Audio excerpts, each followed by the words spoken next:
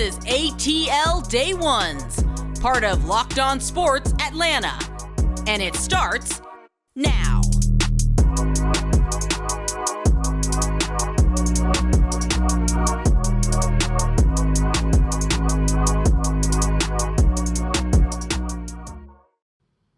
Welcome into ATL Day Ones with Jarvis and Tenitra. We want to say thank you for making ATL Day Ones your first listen of the day. And remember, we're free and available wherever you download your podcast.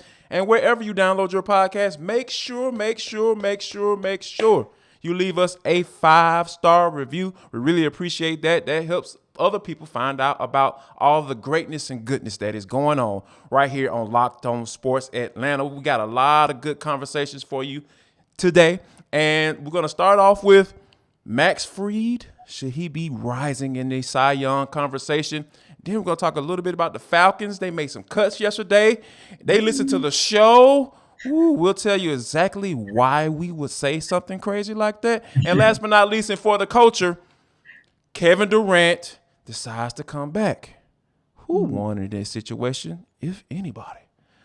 But first, we got to talk about the Braves last night. Max Fried doing his absolute thing, dealing on the mound. They win 6-1. T, the way Max Fried was just pitching, and it seemed like you can just kind of tell by the way he was getting guys out. He had a plan, and he was executing that bad boy to the T. No pun intended.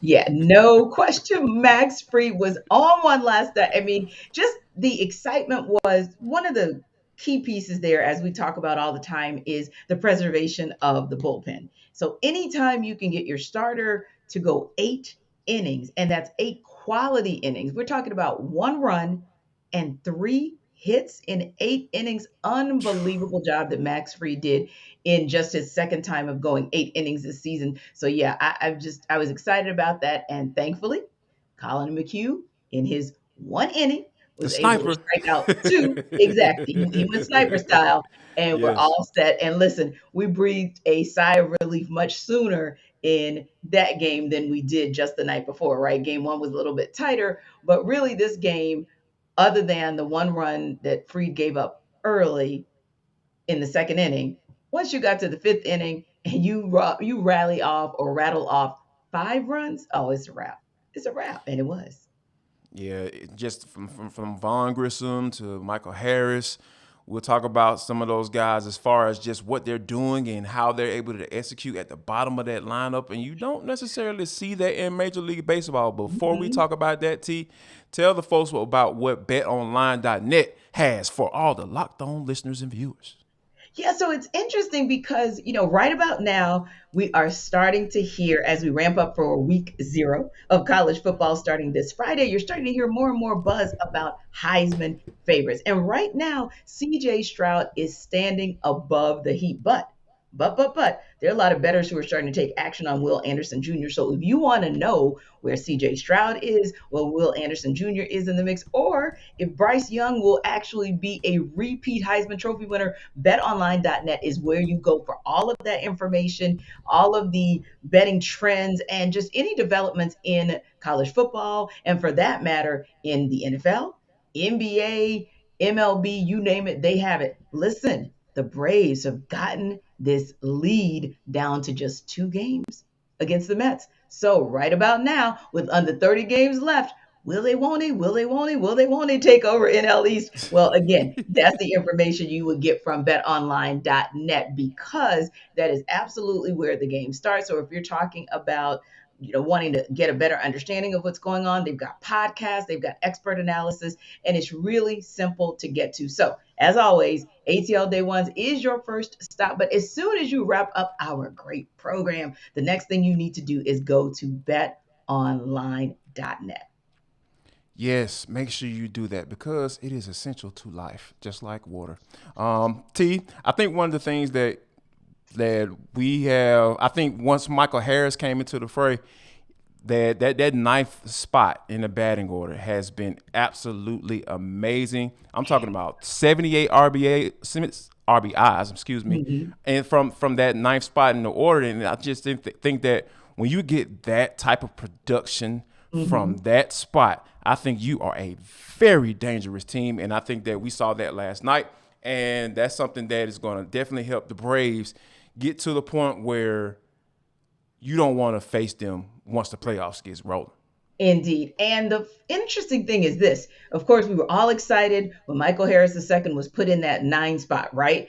And then when the Braves announced that they were bringing up Vaughn Grissom, it's like, no, don't move him H2 out of the 9. Right. But then they put Grissom in the 9 spot, and it's like, well, dang, homie, if we knew you were going to do it like that, You're batting 420. That's just a little modest. If he had 130 games under his belt, we'd also be talking about a third option for NL Rookie of the Year from one squad, that being the Braves, but he doesn't have 130 games. So now you're moving Michael Harris II up to the 7th spot. You're moving Grissom up to the 8th spot. And why? Because now you can put Robbie Grossman in the 9th spot. Nasty man. It's like crazy. I mean, it's just crazy to think that that you can keep doing that, like you said, at the bottom of the order. And when you talk about the fact that the Braves are not just leading in the National League, but we're talking about the majors across the whole of baseball, in home runs, whole freight.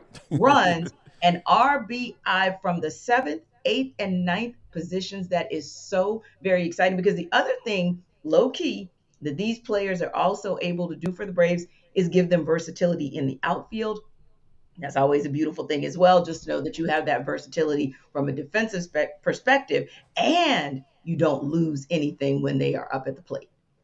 Yeah, and that's the key to success, right? When you talk about what moving around, making the necessary moves. We talked about Brian Snitker on this show continuously, and we will continue to do that. And I think that that's something that Brian Snitker has been able to do, and he's been making the right decisions, because when you think about bringing all of these guys up, it had to be part of the master plan from the wizard himself, Alex Anthopoulos. And I think that when you give your manager these tools, you expect him to do the right thing, and that's what Brian Snitker has done whenever the situation has come about. And I think that when you have those situations and they come up and you make the right decisions, and now you're trying to sit up and to say, okay, there is a guy that's coming, back, Ozzie Albies, right? So how can we keep this dude that just came up and Vaughn Grissom, like, all right, so how do we keep him in the lineup? And what, I'm going to expect Brian Snitker to make the right decision again. And because when you're on 13 out of 15 9 straight on the road, like, you got to start thinking about, okay, about the chances of the Braves actually catching the New York Mets, even though that schedule kind of favors the Mets a little bit. It does, because you're looking at a Braves schedule. And actually, when you think about it, and I said 28, but it's actually 38 games in the season, if you will, 37 games at this point by the time the Braves end today. But they do have a tougher schedule. 25 games are against teams that are over 500. So you're talking about teams like, of course, the Mets themselves, right? And then you look at the fact that they only have 13 against teams with sub 500 records. Now, the Mets, on the other hand, they're just the opposite. They have just 10 games against teams above 500 and 18 against teams that are over. So that's the thing that is concerning to me, the fact that, like, the schedule does kind of favor the Braves. But what I do like is this. The Mets are swooning right now. It's not just that they've lost these last couple of games to the Yankees, but they've really gone about 4-6 in this last 10-game stretch. So there are some chinks in the armor that are starting to come, that we're starting to see with the Mets, which is perfect timing, by the way, as the Braves get set to go back up to Queens for the final time this season. This is the perfect time for the Braves, on the other hand, who, like you said, 13 to 15 games, and more importantly, because they're going back up to Queens, that it's 9 straight games of wins on the road. And we, of course, expect them to do that in the next round of games, I believe, with the Rockies. So I believe the Braves are trending in the right direction, and maybe, Jarvis, more than at any other time this season, I believe that while the schedule is a factor, I still believe the Braves have every opportunity to catch and surpass these Mets. I totally agree. Because just by the way they're playing, right? Because I don't necessarily schedules, it matters, but it really doesn't to me. Yeah. I look at how teams are playing towards down the stretch. And we talked about the bottom of the lineup. We talked about how your aces is absolutely dealing, almost complete, you almost had to really consider whether or not you were going to bring him out for the ninth to try to get a complete game. The Right. way he was pitching, like I Yeah. thought that was a real thing. So you just looking at all those different factors, and then you're starting to get healthy as well. So all those three factors are just like, all right, I don't care who the Braves are playing because Right. I put my money on the Braves against anybody in the league. The way they're playing, the way who they're getting back, and just the way that pitching staff is going. Because we know how really important that pitching staff is once you get into the postseason. So I'm not concerned, but I think those are some of the things that we'll definitely have to keep an eye on as they finish up the series against the Pirates, and the Braves. Hopefully they get that sweep because. Hey, that's what we expect, and that's what they've been doing as of late. Now, as far as expectations and surprises, the Falcons made some cuts. I know there were a couple of guys on there that we kind of figured would happen, but we're going to talk about maybe a potential surprise on a guy who didn't make the 80-man roster cut. We'll talk about all that next right here on Locked On Sports Atlanta. This is ATL Day Ones with Jarvis and T. Welcome back to ATL Day Ones. That's Jarvis. I'm Tenitra, and you guys are our faithful audience, and we appreciate you for that. And how do we know you're faithful? Because you keep downloading this podcast on all the platforms where you get your podcast, and you keep on giving us 5-star reviews. So we call that faithful, and we call it ride or die when you go to YouTube and have us over 3,100 subscribers on the Locked On Sports Network here in Atlanta. So keep doing what you're doing because, hey, that tells us that we are going in the right direction with our content. And speaking of going in the right direction, 80 guys continue to go in the right direction for the Falcons. 5 guys from Tuesday, not so much. So, Jarvis, we saw a couple of wide receivers. We saw a linebacker, a corner, and a defensive lineman, a D lineman. But, of course, we know that was more injury related, if you will, in Jalen Dalton. But the reason I gave it so generically is because said wide receivers were indeed called out by this show with a virtual pink slip that apparently got up to the ears of the folks at Flowery Branch, and they were like, you know what? That's Tenitra and Jarvis. They're right about this thing. So that being said, clearly, Jarvis, we were not necessarily surprised by who ended up on the chopping block, if you will, the cut floor, but maybe surprised about who didn't end up on the cut floor. Explain. Wow. When you think about one thing that I always look at, when they have the 90-man roster, I kind of start looking at guys that like, okay, let me keep an eye on this guy, let me keep an eye on that guy, and I think that Jalen Dalton was one of those guys that I said, all right, this is a guy that I'm gonna keep my eye on. D. Alford was a guy that as soon as they signed him, I was like, okay, cat coming out of D2 school, played in the CFL. Those are some of the things that just little things that I always like to keep put pins in, right? So like, okay, let me see what these guys look like on the field. And I think that he was a guy, and another guy was Kwani Dang. He was an undrafted guy that he brought in, and he was like 6'6", about 240, 250. I think that was kind of like, okay, when you look at him, he looks like a project, right? And for them to, go ahead and make that cut, I was a little bit of surprise, not necessarily a big surprise, but I was a little bit of surprise because, he seems like a guy that you want to get on your practice squad and kind of work with. But as, the games get going, you always want to see whether or not what they do in practice transfers. And that's what Jalen Dalton it didn't necessarily transfer, right? Because I talked to Arthur Smith about this, and he was just saying how, hey, you hope that, what you see in practice transfers to the field. And I think that was one of the reasons why Jalen Dalton, of course, the injury. But I think on top of that, you think that, okay, that didn't necessarily transfer into the game, and that's what's truly unfortunate because these young guys, when they get these opportunities, man, these dudes fight, scratch, and claw to try to make a squad, and then when they get that pink slip, like you said, it's always kind of like, man, I thought you had a little potential, and I think that the coaches are feeling the same way, and that's what the hardest part about all of this. Indeed. Now we also know that when we get on the other side of cut day, there is also, and also leading up to a game, of course, there's also an updated depth chart that we get. So we have the depth chart for week 3, and just kind of looking at it, essentially there aren't any surprises, if you will, as far as who's up front. We knew Anthony Rush, Taquan Graham, Grady Jarrett, because hey, those guys had good games. Just or that those guys had a good game this past Monday, right? So that wasn't Mm-hmm. really a shock. Ade, up in that spot, above Arnold, ABKT. I think that probably goes back and forth, just to be honest. I don't think Right. we'll kind of know what that looks like until week one, and then that could be interchangeable depending on schemes or packages. I'm gonna say a name. I know how I already feel about him.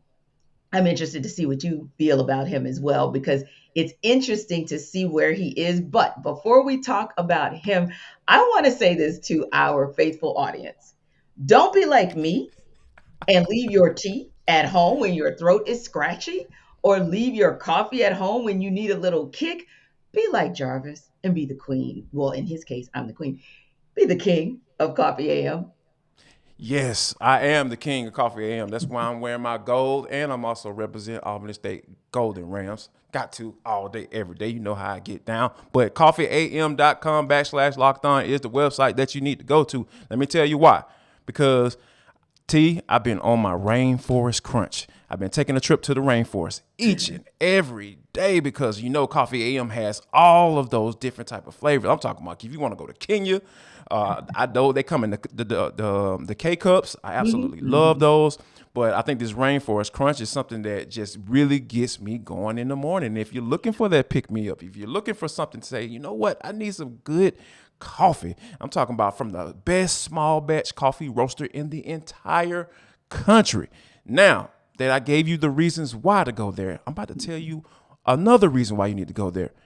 Because once you go to the website, coffeeam.com/locked on, drop in the coupon code box locked on, and you're going to get 15% off of all coffee, teas, and gift sets.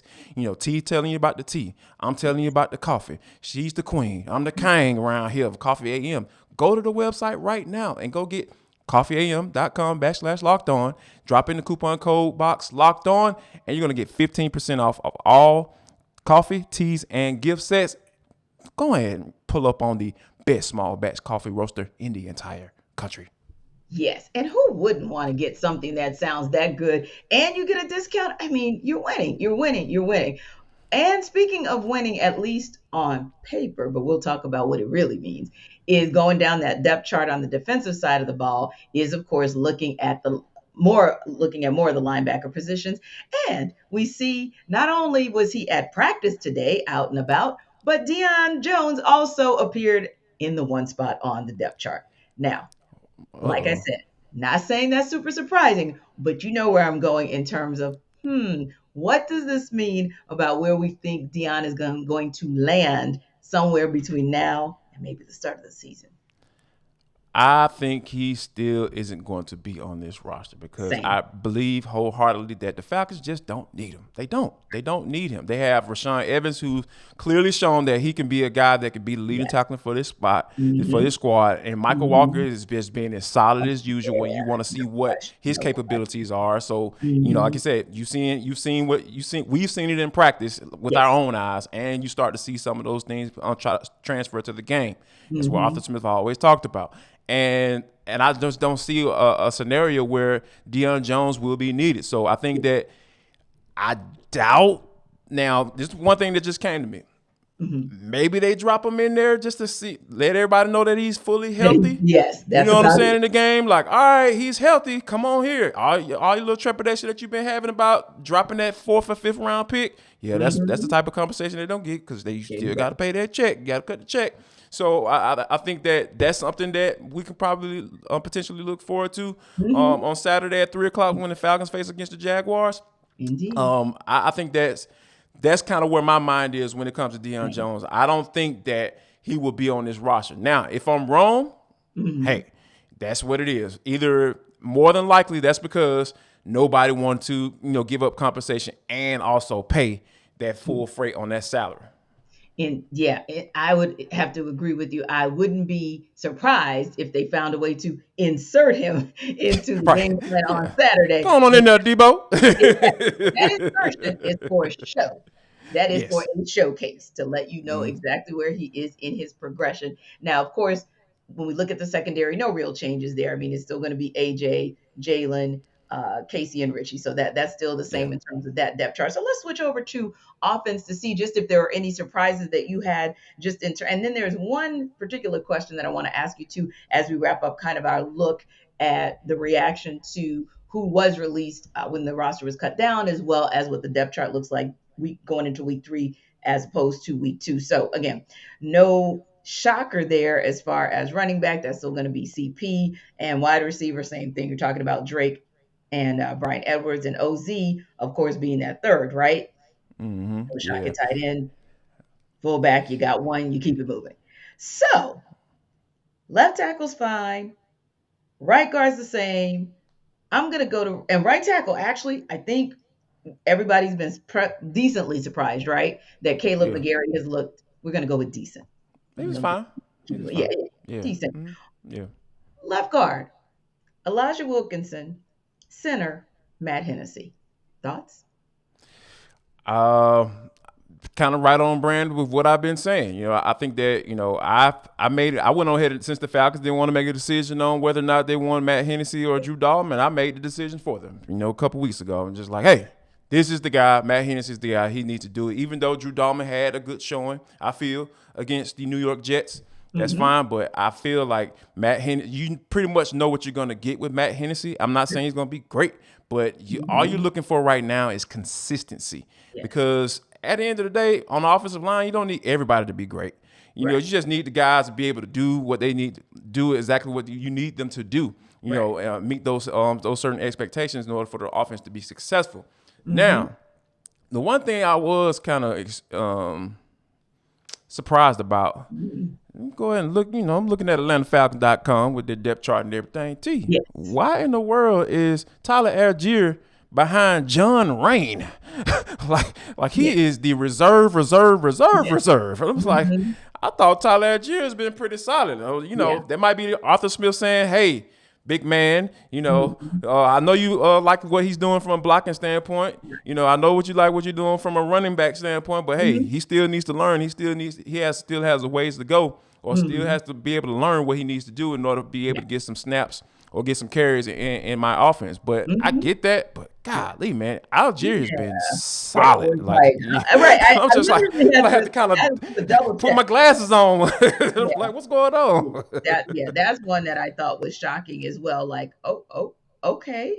Okay. Like, all right. Yeah, like literally I had to do a double take. But real quick, we talked about this as well. And the depth chart has not changed, of course, at quarterback per se. But I think it's more of a conversation to where now that you've seen both guys 2 weeks in a row, you've even seen them in joint practices, and we're getting reports out of Flowery Branch as we speak in terms of what practice is looking like today, because we're not out there today, but of course we'll be back there fairly soon. And both of these guys are doing pretty well. Mariota was near perfect today at practice, so was Desmond Ridder. And so the question becomes, you still have on some level a bit of a QB quandary, Arthur Smith does. But when you look at it, have you seen enough to say, yep, I think Marcus Mariota is that guy who can do what Arthur Smith needs him to do, and he's deservedly going to be at QB1 as he is on this depth chart to start the season. But also, you can have two. Desmond Ridder can also have taken the next step in his development. What do you think about that, just in terms of what you're seeing as the quandary continues at QB for Smith? I think Marcus Mariota can do exactly what Arthur Smith asked. And I think that that's more so of what Arthur Smith's capabilities are as a play caller offensive and his scheme and being able to be successful in that. I think that at some point, these guys are going to be interchangeable. I'm not saying that's right now. I mean, Desmond Ridder and Marcus Mariota, because Mariota is a veteran. He's been in this scheme before, so obviously he's going to have the upper hand. However, from Desmond Ridder's standpoint, I believe that you like to see the progression, right? You like to see the consistency. What he's been consistent in doing is making those throws and getting the ball where he needs to get there, because the arm strength is definitely there. And I think that you've been able to see in these last two games the poise in the pocket, being able to sit there like, okay, if I feel pressure, I'm still holding my read. I'm gonna make sure I get what the ball where it needs to be. And if I don't feel pressure, I'm still holding my thing and making sure I get the ball where it needs to be. So all of those things have been factors as far as this quarterback crunch. I think that the Falcons, I think Terry Fontenot right now is sitting back here smiling like, yep, I told y'all. Yeah, this is what it is. And not to say that, hey, Desmond Ridder's about to be a Pro Bowler this year, but saying that, hey, we got the right guy or guys at the up under center, and we definitely have what we need in order to be successful in 2022. Indeed. And I tell you, what we don't have to be successful in some areas of the school districts in and around Atlanta Metro are some bus drivers that are on one, and we are not pleased. But there is something else that we are pleased about that's going on in the A, and we'll talk to you guys about it on the other side in For the Culture. Final segment of ATL Day 1 with Jarvis and Tenitra. We want to say thank you for rocking with us throughout the entire show. We really do appreciate you because we are riding past over 3,000 subscribers, and we are headed to 4,000 because, you guys have been doing exactly what we've been asking. We appreciate you. And wherever you download your podcast, make sure you give us a 5-star review because it's essential to life, just like water. I mean, what else needs to be said after that? But T, this is For the Culture. It is the intersection between sports, entertainment, and the culture, and sometimes whatever the hell we want to talk about because that's how we get down on this show. Now, like, I don't know about you, T, but I am kind of like on this the edge right now because when you sent me this story about bus drivers and DUI, anytime I see that in the title, I'm just like, all right, somebody needs to be slapped at this point because, Pickens County, a bus driver drove drunk, been charged with DUI, and there was another driver that supposedly finished the route and was maybe potentially about to be charged with a DUI as well.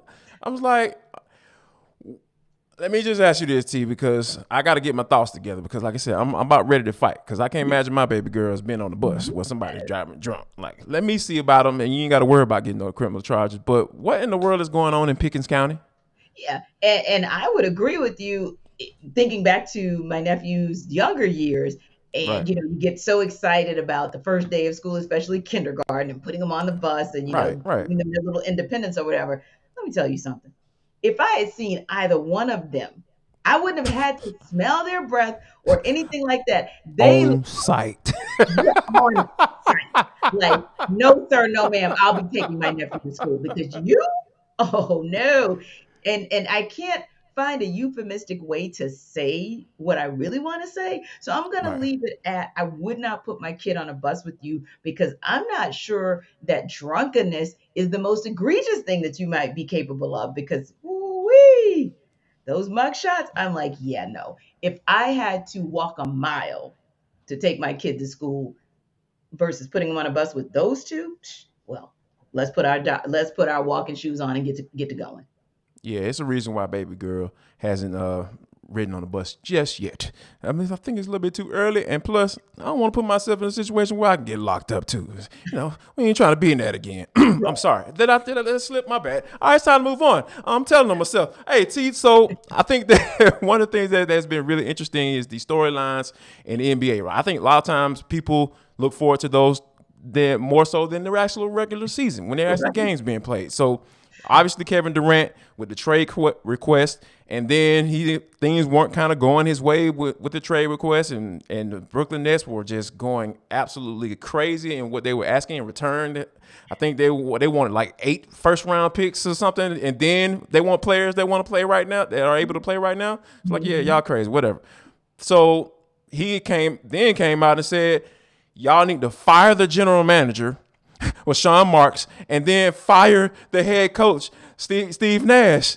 And, still nothing happened. Yeah. And that didn't quite work out. Now we're at a point where they allegedly have made up, and now everything is all good with Kevin Durant and the Brooklyn Nets. Like, what the heck is going on up here in New York? Like, literally, like, what's going on up there? What in the world? And I asked myself, I said, who really wins in that? Is it KD? Is it the team? Is it the NBA?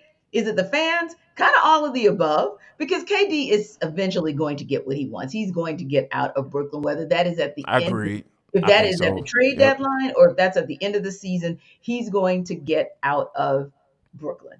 The Nets win, however, because I believe they purposely set the bar that high with what they were asking for, because they knew they weren't going to get it, and they Hmm. knew that would force pretty much KD to be retained by them. But I also think the league won, because you know what, KD and Kyrie, you guys stay in Brooklyn and at least on some level keep the East that much more competitive, right? Because if that team would have been gutted out and KD would have been gone, that's one less team in the East that would have made this conference competitive, right? But I also think the fans always win, because, like you said, we get storylines and drama for days from the NFL, from the NBA. It's like the gift that keeps on giving. So, I Yes. mean, thanks, KD. The only gift he didn't give us this time, Jarvis is he's been pretty silent on social media. Hmm. And you know what? I think silence means something, right? I think that when you think about all of the people that are conversationalists, right? The people that you think like, oh my God, I always have a good conversation with them Right, when I speak with them. right. That's because they're really good listeners. And I Yeah. think that once you get into a space where all of the foolishness is out the way, meaning, hey, they're gonna come back, everything is all good. That's when you start having the real trade conversations. That's when Oh, you start to be able to really get to something. And then the Brooklyn mhm. Nets are able to hear or listen to those teams, and then they'll come to a situation where in their minds, they're like, all right, yeah, we were crazy because we wanted to get to this space. We wanted to get to a point where all the foolishness is out the way and we're going to focus on getting the season together. Mhm. Meanwhile, hey, be quiet, KD, and we'll be quiet on our end as well. And hey, Steve Nash, suck it up, Buttercup. Hey, if they think you suck as a head coach, prove them wrong. And I think that everybody be able to come together. Hey, we're gonna focus on winning games, and Yes. then if we get a deal that makes sense, Hmm. then we'll move forward. So I think that all of those factors that you pretty much laid out as well. I think that you'll probably get a deal that makes sense for both sides, Yes. and because you don't want all of this drama going into the season. Because at the end of the day, if they don't perform, you know who's gonna get the blame. It's gonna be Steve Mhm. Nash at the end of the day, and and that's never good. That you're firing your coach. You got a team that necessarily is not going to do anything in the playoffs. The way it's currently constructed, Mhm. you almost gotta have those behind the scene conversations, because you have to get to a point where the deal makes sense and both parties are like, all right, we're definitely satisfied. But Sure. speaking of being satisfied though, T, today is National Waffle Day, and I don't even think you have to ask me where I'm going if I want to go get me a waffle, Yeah. because Waffle House, there's no other place to go. But I know more than likely I want to ask you, because I know you're probably gonna name some food restaurant that I've never been to, and it's probably gonna be the most amazing waffle you ever tasted. Of course. So, I mean, I'm always here for the brunch. So, yeah. But today, in honor of National Waffle Day, because hey, we got a podcast to record, so I couldn't go sit at my shishi fufu restaurant, but I could hit Fifth and Spring and go to that Waffle House on Georgia Tech's campus, which is what I did on the way to the podcast Yes, indeed. from my first job to this second job, right? So, yeah, I absolutely listen. Waffle House never disappoints. I don't care Okay. whether look, you can So go to consistent. yeah, I mean the consistency is amazing. So I mean you can go to all of these great spots that we love to go to in the city, whether or not that is a spot like Canoe. That's one of my favorite ones out there in that Smyrna Vinings area. But also I really like ABC Chicken and Waffles. Got to give a shout out to them because they're the extension of the Atlanta Breakfast Club, which you all know I am obsessed with. The Atlanta Hmm. Breakfast Club. So ABC Chicken and Waffles is right there on Auburn Avenue, right around the corner from the Madam C.J. Walker Museum, if you guys are aware, or around the Ah. corner from the MLK's center, if you will. But yeah, it's this low key. And look, all they serve, Jarvis, is chicken and waffles, chicken and waffles, chicken I love it. and waffles. Keep it And simple, I'm baby. telling you, the compote they put together, and look, we're in the peach state, right? So the compote that they put together is a peach compote. You don't even need syrup. It's so amazing. And the actual chicken, it's a chicken breast, by the way, so not, Hmm. chicken wings, but oh my God, it's so succulent, and they season it so, so very well. So listen, check out your neighborhood Waffle House if you don't have much time on your hands Man, I'm today, hungry. but definitely still check out ABC Chicken and Waffles. Those are my people, and they absolutely have amazing service, good prices, and great food. So anyway, that's my spiel for waffles. But Jarvis, before we wrap up, I know you mentioned Waffle House as one of your favorites. So my question to you is, do you just like the plain old waffle? Do you need it remixed with some flavor? I mean, how you like the waffle? Pecan waffle, baby. That's it. That's it. I That's love the the pecan answer. waffle. That's the Absolutely. answer right there. And Georgia pecans. Come on now. Like I'm through and through Atlanta, Georgia, all of that put together, man. Like I stay down to you. I live it. I don't just talk about it. I live this thing out. So yeah, pecan waffle, hands down, nothing else. That's it. Can't I even love can't even it. do anything else.